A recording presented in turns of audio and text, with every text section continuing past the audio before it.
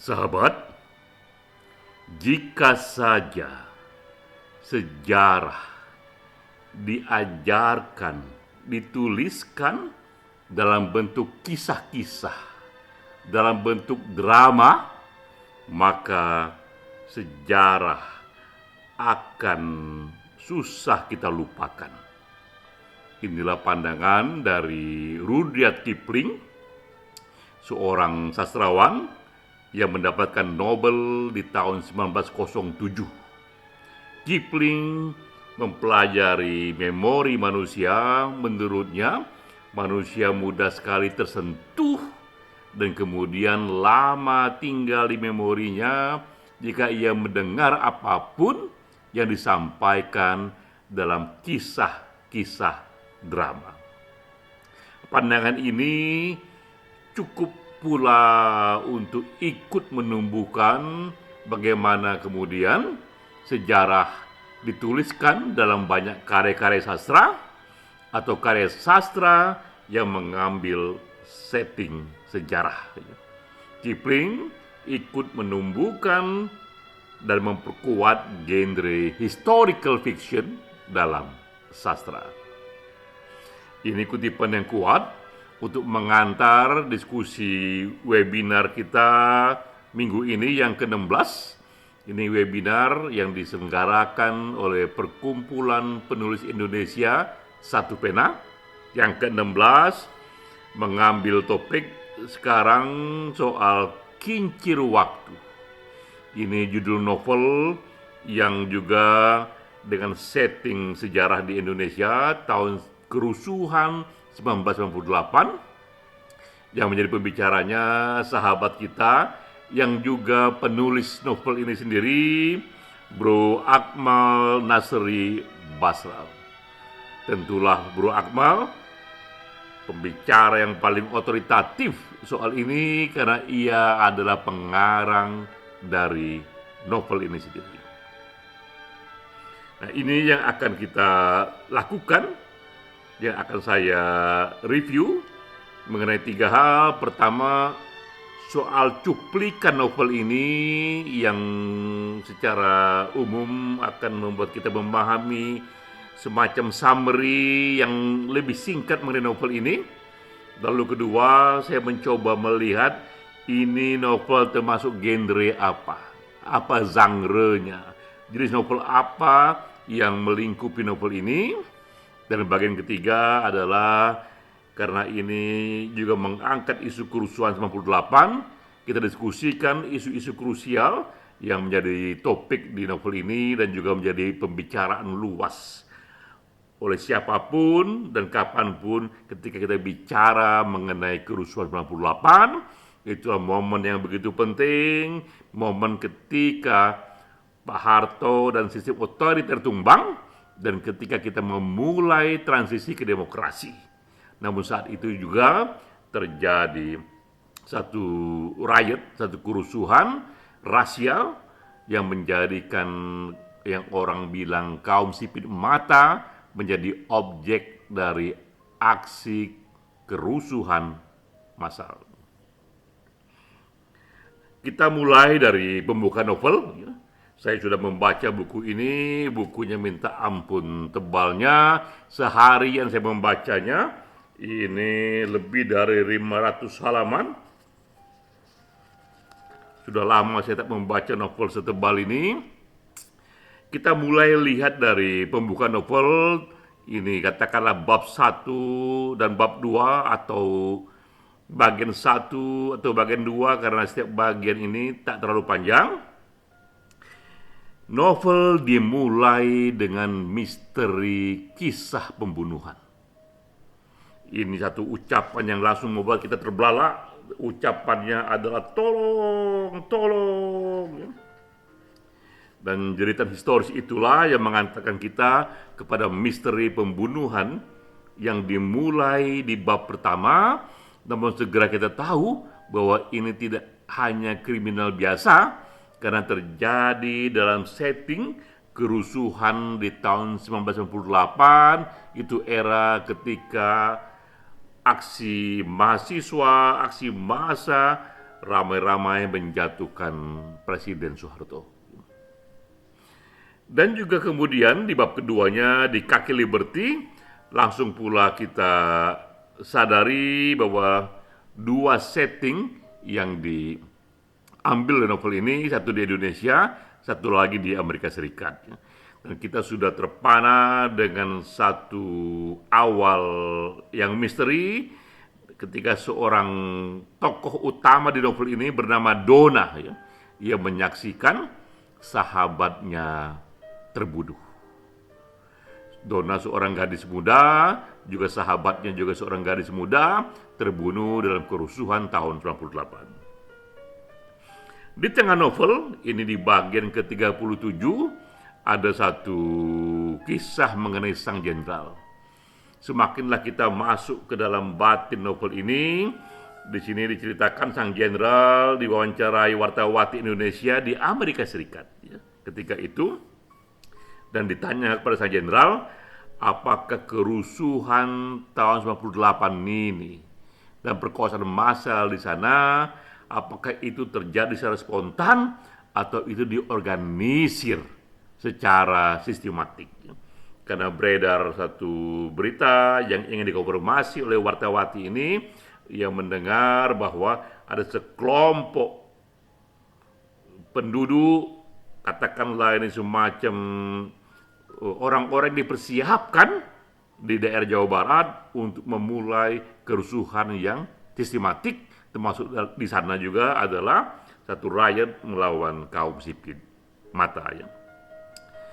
Dan juga disinggung dalam bab ini mengenai bisnis gelap imigran Indonesia ke Amerika Serikat, karena di era itu ketika teman-teman kita warga negara Tionghoa menjadi korban amuk massa, begitu banyak terjadi migrasi teman-teman kaum Tionghoa ke Amerika Serikat, ya, terutama juga ke negara lain. Dan saat itu pula muncul berbagai bisnis mengenai isu imigran gelap, dokumen-dokumen yang menggelapkan imigran. Jadi kita lihat di sini isunya memang bercampur baur, menjadi jauh lebih menarik lagi. Di samping ada isu pembunuhan, isu politik, juga ada isu mengenai dokumen-dokumen imigran yang dibisniskan dan juga digelapkan, ya. Nah, di ujung novel di bagian 63, jadi kita lihat banyak sekali bagiannya sampai 63. Di ujung situ kita pun tahu ternyata Donna yang awalnya di Indonesia, ia menyaksikan sahabatnya terbunuh, kini Donna sendiri di Amerika Serikat, ia pun terbunuh. Dan ada wartawati yang bernama Wikan Larasati, ini tokoh utama penulis, ya. Ia merenungkan, mencoba memecahkan misteri siapakah orang kuat di balik pembunuhan ini, bahkan juga di balik kerusuhan di tahun 1998. Kita terpana ingin tahu ada apa di balik ini, yang ternyata kemudian memang novel ini bersambung. Akan datang lagi novel berikutnya yang mencoba memasuki babak yang belum dibahas di sini, yang mungkin mencari siapa dalam pembunuh itu. Walaupun itu belum dibahas, namun sebagai novel dengan tebal 561 halaman, 560 halaman, satu babak kisah di balik kerusuhan 98 ini sudah diceritakan. Secara singkat kita bisa buat summary bahwa ini novel kisah seorang wartawati yang pergi hingga ke Amerika Serikat dan ia terlibat dalam teka-teki dalam pembunuhan dan juga dalam kerusuhan tahun 1998 dan peristiwa setelahnya. Jadi itulah kira-kira yang menjadi topik dari novel ini. Lalu masalahnya, apa yang menjadi genre novel ini? Ia ditulis dalam jenis novel yang bagaimana? Yang saya pelajari novel ini bisa kita katakan ini novel yang mengikuti tren masa kini, creative writing yang umumnya adalah lintas genre, lintas genre ya. Ia memadukan ada yang historical fiction, ada unsur juga political thriller, dan juga ada unsur crime fiction. Jadi tiga genre ini dipadu dalam novel ini. Satu persatu kita bahas di sini.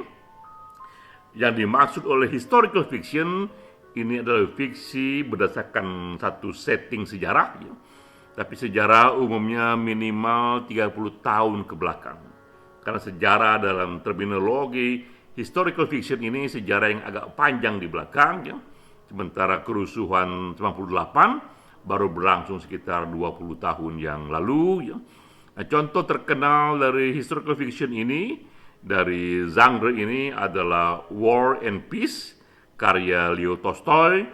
Ini kisah drama yang juga berdiri dalam peristiwa datangnya Napoleon, invasi ke Rusia, itu di awal-awal abad ke-19 ya. Sebelum datangnya revolusi komunis yang dibawa oleh Lenin. Ini contoh satu historical fiction yang sangat terkenal. Ada elemen-elemen di sini yang juga diambil dalam novelnya Bro Akmal ini. Dan juga ada elemen-elemen political thriller ya. Ini fiksi soal pertarungan kekuasaan dan efeknya pada hidup individu tertentu. Contoh terkenal dalam political thriller ini adalah novel yang ditulis oleh Michael Dobbs, House of Cards, yang juga sudah dibuat serial Netflix yang minta ampun bagusnya. Berminggu-minggu saya terpana menonton House of Cards ini karena saya mempelajari political science selama 7 tahun dari S2 sampai S3. Namun saya katakan juga dalam review saya bahwa saya lebih banyak belajar politik dari serial political thriller dalam film yang dibuat oleh Netflix berdasarkan dari novel House of Cards itu. Di sini juga ada unsur-unsur dari political thriller yang diambil oleh Bro Akmal ya. Namun juga ada crime fiction yang di sini ia adalah misteri dan teka-teki pembunuhan ya. Itu jenis novelnya. Contoh terkenal di sini adalah berbagai karya Agatha Christie dengan tokoh utamanya Hercule Poirot ya. Salah satu contoh di sini adalah Murder on the Orient Express. Juga elemen-elemen dari crime fiction ini juga ada yang diramu oleh Bro Akmal dalam novelnya. Sehingga bisa kita katakan di sini bahwa secara genre, secara jenis novel Bro Akmal ini, novel Kincir Waktu ini menggabungkan elemen crime fiction, political thriller, dan historical fiction dalam kesatuan yang menarik. Jadi kita ucapkan selamat kepada Bro Akmal bahwa ia mampu menggabungkan beberapa genre menjadi satu kesatuan yang lebih menarik ya. Ada sisi ketegangan dan teka-teki pembunuhan di sana, juga ada satu pertarungan politik dengan terlibatan para jenderal dan politisi di sana. Namun juga ada sisi historinya yang membuat kita belajar mengenai lebih detail situasi kerusuhan di tahun 98. Masalahnya, apakah isu perkosaan massal itu benar-benar terjadi? Di tahun 98, apakah iya memang ada isu perkosaan massal itu yang juga diangkat dalam novel Bro Akmal ini? Jika kita lihat dalam sejarah novel Indonesia, ada beberapa novel juga yang mengangkat ini. Salah satunya adalah yang ditulis oleh Dewi Anggreni di tahun 2017 dalam bahasa Inggris, My Pain, My Country. Ini novel yang juga mencoba merekam dan menyajikan secara menyentuh situasi tahun 98 termasuk perkosaan massal yang dialami banyak gadis-gadis Tionghoa terutamanya. Nah, saya juga menulis kisah tahun 98 ini dalam buku puisi esai saya atas nama Cinta, dan dari buku puisi esai ini kemudian juga dilahirkan satu cuplikan buku yang berjudul Sapu Tangan Fang Yin, dan saya senang sekali dia sempat bestseller di Amazon.com tahun 2015, bestseller di online buku terbesar di dunia. Ini juga saya buat mengenai kisah gadis Tionghoa di tahun 98 yang ia tak mengerti politik, ia tak suka politik hanya karena ia seorang Tionghoa, gadis Tionghoa di era itu. Ketika terjadi transisi demokrasi tahun 98, ia pun menjadi korban kekerasan seksual. Jadi memang sudah banyak novel-novel yang merekam situasi di tahun 98 ini, kisah-kisah kerusuhannya, termasuk juga kisah-kisah perkosaan massalnya itu. Tapi apakah benar terjadi perkosaan massal di tahun 98 itu? Maka jawabnya, Presiden Habibie pada tanggal 23 Juli 98 membentuk tim gabungan pencari fakta. Dan memang harus satu tim yang mencoba mengumpulkan fakta-fakta, termasuk fakta-fakta kekerasan di sana, termasuk juga fakta-fakta perkosaan di sana. Tim ini terdiri dari 17 orang, gabungan dari unsur pemerintah, Komnas HAM, LSM, dan ormas lainnya. Begitu seriusnya masalah ini sehingga Presiden Habibie, presiden saat itu pun mencoba membuat tim gabungan dengan unsur yang seluas mungkin agar ditemukan data yang sebenar-benarnya. Nah, ini kesimpulan nomor 6, berdasarkan fakta ditemukan dan informasi dari saksi ahli, ini kesimpulannya bahwa benar telah terjadi kekerasan seksual termasuk perkosaan dalam peristiwa kerusuhan tanggal 13 sampai 15 Mei 1998. Terlepas dari berbagai banyak pro kontra apakah itu terjadi apa tidak kerusuhan itu, tapi laporan tim resmi dari TGPF ini, tim gabungan pencari fakta ini, bisa kita pegang, bisa kita jadikan satu landasan bahwa benar di era yang maha hebat itu, ketika pertama kali kita bangun demokrasi, kita jatuhkan pemerintahan otoriter, kita bangun rezim reformasi, tapi di era itu pula terjadi kerusuhan yang sifatnya itu etnik, ya, di mana kawan-kawan kita, kaum sipit mata, kaum Tionghoa menjadi sasaran amuk massa, termasuk juga perkosaan massal di sana. Dan kita tahu bahwa momen ini tahun 98, gerakan reformasi, transisi demokrasi, kerusuhan tahun 98 akan terus melahirkan karya-karya sastra. Bro Akmal salah satu karya yang lahir dari momen ini, juga puisi esai saya dan juga yang lainnya. Tapi kita tahu tak pernah selesai momen ini akan juga melahirkan karya-karya sastra berikutnya. Sekali lagi kita ucapkan selamat kepada Bro Akmal atas bukunya yang bagus, yang tebal sekali, yang ternyata bersambung, yang juga mencoba menjadikan tahun 98 sebagai satu setting sosial, setting sejarah, tempat ia membangun drama di sana, ada kisah-kisah yang bersifat kriminal di sana, tapi juga terasa political thriller karena ada pertarungan-pertarungan kekuasaan di sana. Salam.